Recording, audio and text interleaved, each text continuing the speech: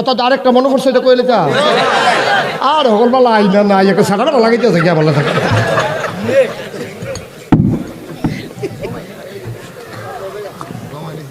মার হাবা কয় না রে জুড়ে কয় না তো মার হাবা না ওয়াজ হইতো না রে না না আওয়াজ ডালি কিন্তু ওয়াজ তো থেমে দেবো এবার একটা কিছু হইছে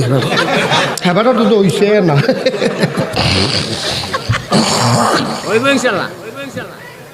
ও সহজ করে কই কঠিন কোনো আজার দরকার নেই আমরা এখন কোনো দুটোর হুজুর নেই সিলেটে হুজুর আছে সিটাঙ্গি হুজুর আছে